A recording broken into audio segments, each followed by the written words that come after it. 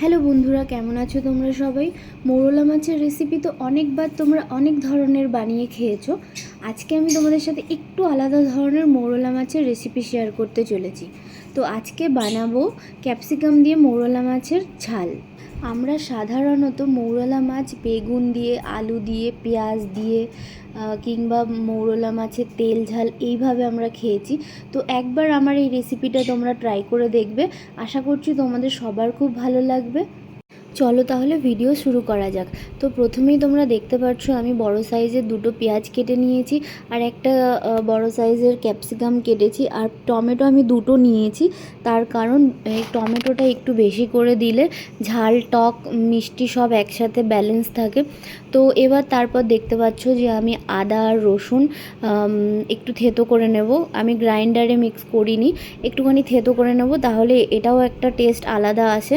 এখন আমাদের সব কিছু রেডি হয়ে গেছে, আদা রসুন বাটা হয়ে গেছে আর সব সবজি কাটা হয়ে গেছে। তো তোমরা এখানে দেখতে পাচ্ছ যে আমি এখানে পেঁয়াজ, টমেটো, ক্যাপসিকাম, আদা রসুন নিয়েছি, আর এখানে মৌরলা মাছ তোমরা দেখতে পাচ্ছ। তো আজকে এটারই রেসিপি তৈরি হবে। কত সুন্দর লাগছে না মাছগুলো। এবার আমি মাছগুলোকে পরিষ্কার করে নেব, হালকা হাতে এগুলোর পেটগুলোকে গেলে নেব, আর তারপরে মাছগুলোকে খুব সুন্দরভাবে ধুতে হবে।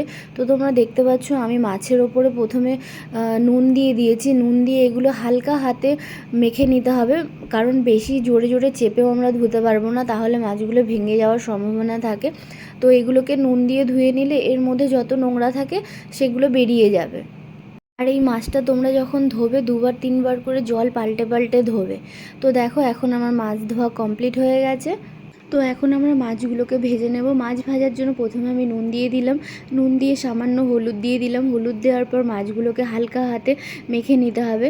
তো মেখে নেওয়ার পর তোমরা দেখতে পাচ্ছ আমি গ্যাসে ফ্রাই প্যান বসিয়ে দিয়েছি। ফ্রাই প্যান বসানোর পর সামান্য পরিমাণে আমি তেল দিয়েছি।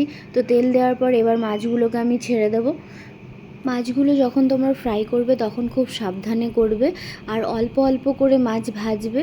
আমার এইটুকুই মাছ ছিল বলে আমি একবারেই মাছটা দিয়ে দিয়েছি, কিন্তু যখন তোমাদের বেশি পরিমাণে মাছ হবে তখন তোমরা অল্প অল্প দিয়ে ছাড়বে, না হলে হচ্ছে কড়াতে আটকে যাওয়ার সম্ভাবনা থাকে, তখন তোমরা ভালোভাবে উল্টাতে পারবে না। তো তোমরা দেখতে পাচ্ছ যে আমি মাছটাই প্রথমবার উল্টাচ্ছি।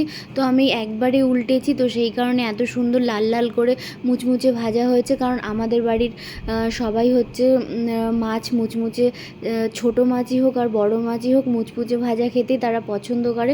তো দেখতে পাচ্ছ তোমাদের সাথে গল্প করতে করতে আমার মাছ ভাজা হয়ে গেছে। তো এখন এই মাছ ভাজাগুলোকে আমি তুলে নেব।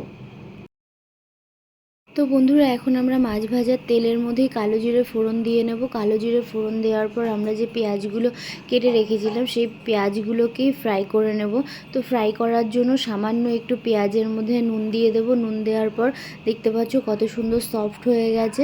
তো এরপরে আমরা আদা রসুনটা যে আমরা থেতো করে রেখেছিলাম সেই আদা রসুনটা আর সাথে করে টমেটোটাও একসাথে দিয়ে দেবো। তোমরা বাড়িতে এইভাবে রেসিপিটা একবার ট্রাই করবে, সত্যি বলছি এত সুন্দর হয়েছিল খেতে যে তোমাদেরকে বললে তোমরা বিশ্বাস করবে না, কারণ তোমরা ক্যামেরার ওপারে আছো। কারণ আমি এটা করার পর আমার বাড়ির লোক খুব ভালো বলেছে খুব সুন্দর হয়েছে রান্নাটা। তার কারণ হচ্ছে আমি এই ফার্স্ট ভিডিও বানাচ্ছি কুকিংয়ের। তো আমি ভেবেছিলাম যে কীরকম হবে কি না হবে, কিন্তু সত্যি বিশ্বাস করো যে ফার্স্ট টাইম আমি ক্যামেরার করার পরেও যে এত সুন্দর রান্নাটা হয়েছিল আমি একদম বিশ্বাস করতে পারিনি। তো অবশ্যই তোমরা এরকম ট্রাই করবে। তো তোমরা দেখতে পেলে যে আমি ক্যাপসিকামগুলো দিয়ে দিয়েছি। তো ক্যাপসিকাম, পেঁয়াজ, টমেটো এগুলো একটু সেদ্ধ হওয়ার জন্য আমি এটাকে কিছুক্ষণের জন্য ঢাকা চাপা দিয়ে দিয়েছিলাম। তো ঢাকা চাপা দেওয়ার পর সামান্য এবার আমি জল দিয়ে এটাকে কষতে থাকবো। ভালোভাবে এটা যখন কষা হয়ে যাবে তো তখন তুমি তোমার পরিমাণ মতন আবার তুমি জল দিয়ে দেবে। জল দেওয়ার পর মাছগুলো দিয়ে দেবে। মাছগুলো দিয়ে দেওয়ার পর একটু ফুটতে দেবে। ফোটা হয়ে গেলেই তারপর তুমি ধনেপাতা দিয়ে সার্ভ করতে পারো। আমার কাছে ধনেপাতা ছিল না, তো সেই কারণে আমি ধনেপাতা দিতে পারিনি। তো অবশ্যই তোমরা লাস্টে ধনেপাতা দেওয়ার চেষ্টা করবে। ধনেপাতা দিলে এটার স্বাদ আরও দ্বিগুণ বেড়ে যাবে। তো ভিডিওটা তোমাদের কেমন লাগলো আমাকে অবশ্যই তোমরা কমেন্ট করে জানাবে। একদম ভুলবে না, রেসিপিটা কে কে বানিয়েছো সেটাও আমাকে বলবে, আর বানানোর পর কেমন হয়েছে সেটাও আমাকে বলবে, যে আমি কথাগুলো সত্যি বললাম নাকি মিথ্যে বললাম, নাকি তোমাদের এই রেসিপিটা পছন্দ হয়নি সেটাও আমাকে বলবে। আর চ্যানেলটাকে সাবস্ক্রাইব করে দেবে। তোমাদের ফ্যামিলি, বন্ধু সবাই সবার সাথে, পরিবারের সাথে শেয়ার করে দেবে। তো চলো, দেখা হচ্ছে আবার একটা নতুন ভিডিওতে। তো আজকের জন্য এইটুকুই, টাটা। সবাই ভালো থাকবে, সবাই শরীরের খেয়াল রাখবে, সবাই ফ্যামিলির খেয়াল রাখবে। তো আজকের জন্য চলো টাটা, দেখা হচ্ছে অন্য একটা ভিডিওতে।